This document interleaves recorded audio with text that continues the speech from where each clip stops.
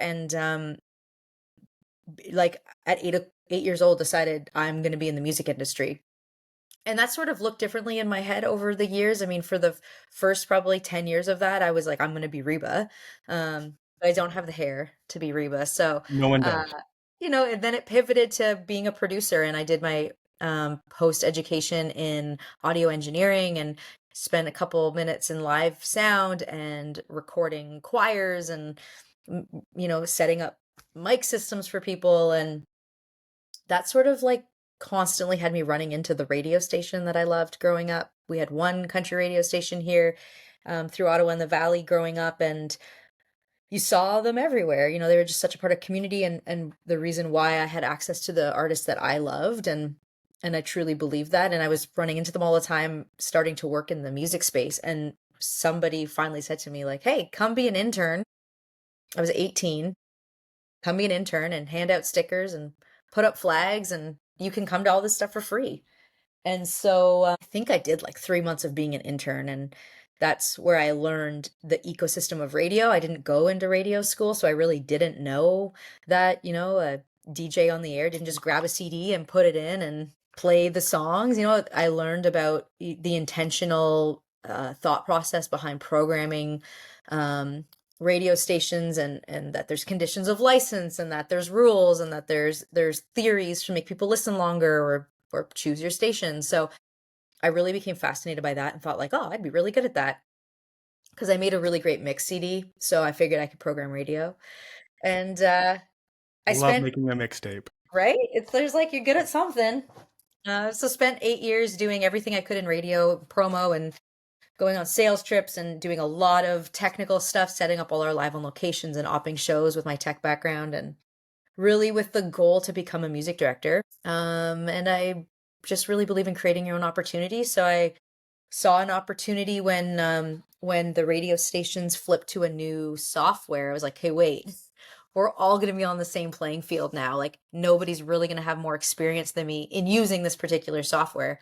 So I was on mat leave and I downloaded a demo of the software and the manual and learned everything I could. So when I came back from mat leave, I volunteered to cover people's vacations just to show I could do the job, because there really isn't, I think in like a lot of cases, there isn't always an entry level position for a certain job. And so there's entry level positions in radio or in media, but not necessarily like to become a music director or, Mhm. to become a station The path manager. there is So, not linear for anybody.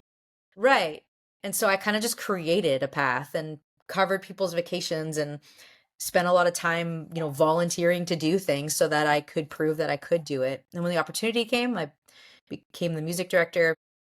Um, and then things snowballed really fast, and I became a music director for one station and three and five and seven, and then ultimately I think it was nine that Rogers owned at the time, and programmed the entire country chain. And again, with like the tech geek in me, spent a lot of time helping beta test different programs and helping, figure things out. But really, my passion for elevating artists and their opportunities within the Canadian ecosystem, seeing the discrepancy at the time and even still in women on the charts and on the airwaves around tables in comparison to men, was something that like was really eye-opening to me as I continue to work in the industry, and as a mom of two girls felt really compelled to figure out a little bit more. So I spent a lot of time just like stirring things up, I guess, in the Canadian country music industry, between making sure that Canadians had better opportunities at number ones, and being on the air and having visibility, to making sure that women were represented more. And that led to, just my relationship with a lot of artists and management teams and labels. In 2021 is when I made the jump from media over to the label side, to specifically to build a country roster at Universal Music Canada. At the time, they didn't really have a full roster, and it had been a hot minute since they did. So was tasked with building a country roster. And yeah, the first few artists I signed made me look real good, and I ended up overseeing multiple genres, and then ended up just this year becoming the VP of the creative department. So all of our Canadian artists and Canadian music filter in under my team, which is a really cool and fun Really and cool. pinch myself job for sure.